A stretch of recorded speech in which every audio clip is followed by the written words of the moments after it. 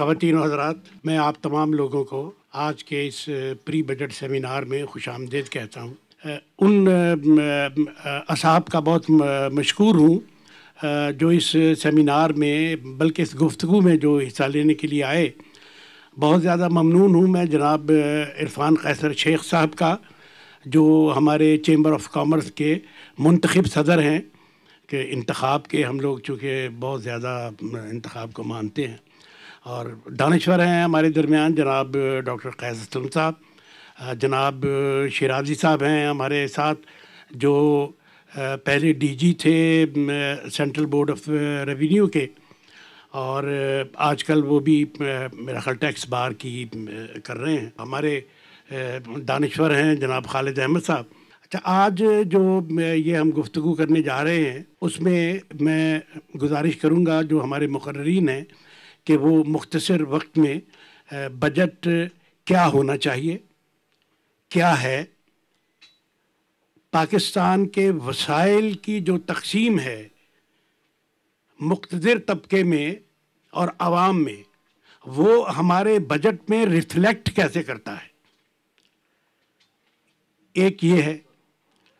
یہ بہت اہم ایک سوال ہے کہ پاکستان کا بجٹ جب بنتا ہے تو اس میں پاکستان کے جو وسائل ہیں وہ پاکستان کے مقتدر طبقے میں اور پاکستان کے 18 کروڑ عوام کے درمیان تقسیم کیسے کیے جاتے ہیں، یہ ایک سوال ہے۔ اور میں گزارش کروں گا قیس اسلم صاحب سے بھی اور دوسرے اکانومسٹ جو ہمارے درمیان ہیں کہ وہ آج اس سوال پر بھی کچھ غور کریں اور ہمیں انلائٹن کریں اس حوالے سے۔ تیسری بات اس میں ہے کہ پاکستان میں جو سیکٹر عوام کی بہبود کے جو سیکٹر ہیں، ایجوکیشن ہے، صحت ہے، انفراسٹرکچر کے معاملات ہیں، پاکستان کے عوام میں بے روزگاری کی سطح جس طرح بڑھ رہی ہے، پاکستان کے عوام میں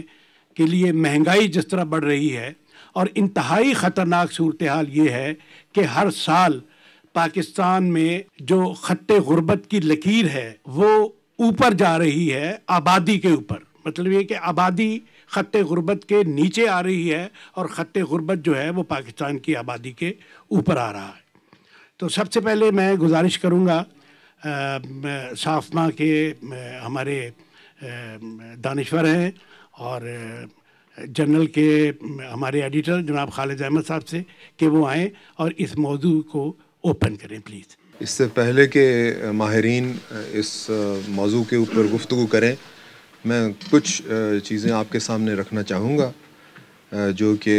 عوام کی نظر میں اہم ہیں یا عوام نے ان کو ماضی میں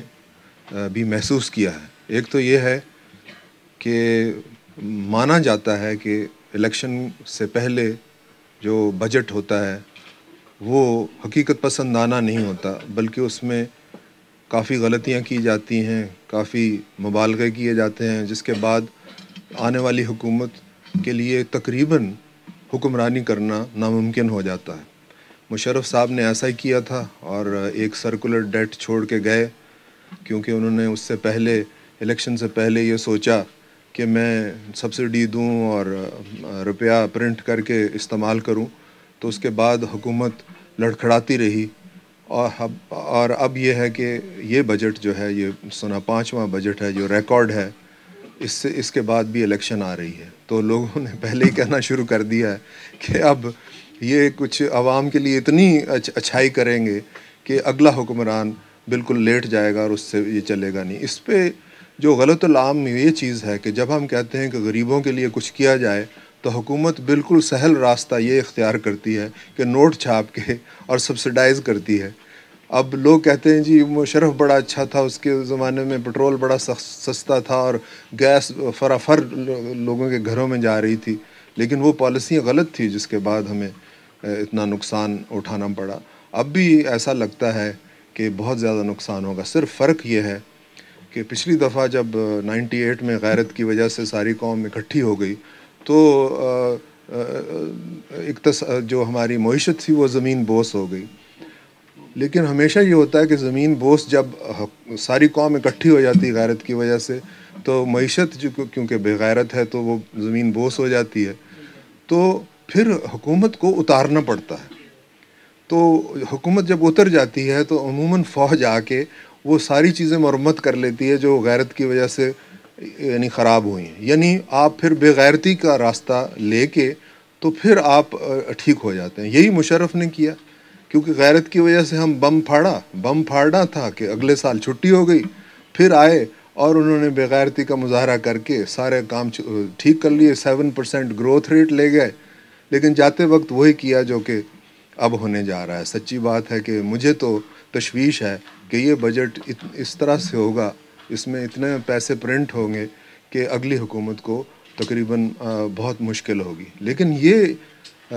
اس حکومت کے دور میں جو حالات رہے ہیں، جو کہ آپس میں بھی لڑائی تھی، سمجھیے فوج اور حکومت کی لڑائی ایک زمین دوز قسم کی تھی، پھر دنیا سے بھی لڑائی تھی، کیونکہ غیرت ایک ایسی چیز ہے جس میں الگ تھلگ ہونا بہت ضروری ہے۔ جب تک آپ ساری دنیا کو اپنا دشمن نہ بنائیں تب تک غیرت کی تسکین نہیں ہوتی۔ تو اس کی وجہ سے یہ ہوا ہے کہ ہمیں 3-4 قسم کی ڈیٹ ہمارے پاس، یعنی بہت زیادہ قرضہ ہے ہمارے اوپر۔ ایک سرکولر ڈیٹ ہے، پرانی چلی آ رہی ہے، پھر جو حکمرانی کی قباحتیں تھیں اس کی وجہ سے بڑھ کر 500-600 بلین روپے ہو گئی ہے۔ پھر یہ بھی ہے کہ ہماری جو اپنی گھر کی ڈیٹ ہے وہ سنا ہے کہ 13 کھرب سے بھی اوپر ہے جس کی سود کی ادائیگی ہے، جو کہ بہت زیادہ ہے۔ پھر 60 بلین ڈالرز کی ایک باہر کی ڈیٹ ہے، اور ہم نے 8 بلین ان 3 سال میں واپس کرنے ہیں IMF کے۔ یعنی آپ سوچئے کہ 11 بلین کا ڈالر کا ہمارا اس وقت فارن ایکسچینج ریزرو ہے، جس کی وجہ سے ہم چیزیں خریدتے ہیں باہر سے، لیکن اس سال ہم نے 2 بلین واپس کرنا ہے، اگلے سال 4 بلین واپس کرنا ہے، اور 2014 میں 2 بلین اور کرنا ہے۔ تو میرا خیال ہے کہ یہ ایک بہت ہی بھیانک منظر ہے، اور الیکشن ہی کی وجہ سے آصف زرداری صاحب اور اوباما کی آپس میں گفتگو اچھی نہیں رہی۔ وہ کہتے ہیں میری الیکشن ہے، میں تمہارے ساتھ میں نہیں لیٹ سکتا۔ یہ کہتے ہیں میں اس وقت سمجھو غیرت سے مخمور ہوں اور اگلی الیکشن ہے، میں تمہیں اگر راستہ دے دیا تو میری تو الیکشن میں ہار جاؤں گا۔ یہ تو ہمارے سامنے چیزیں ہیں۔ دیکھیے کہ کس وجہ سے جو معیشت کے سمجھیے کہ انٹرسٹس ہیں ان کو نگلیکٹ کیا جا رہا ہے۔ اوباما تو کچھ نہیں ہوگا، وہ تو میرا خیال جیت ہی جائے گا، لیکن ہماری الیکشن کی وجہ سے جو ہم نے ادھر رکاوٹ ڈالی ہے، اور ہم اب کھڑے ہوئے ہیں کہ دیکھیے اس میں یہ ہونا تھا کہ اگر فرض کیجئے ہم یہ راہداری دے دیتے تو ہمیں کچھ پیسے ملتے،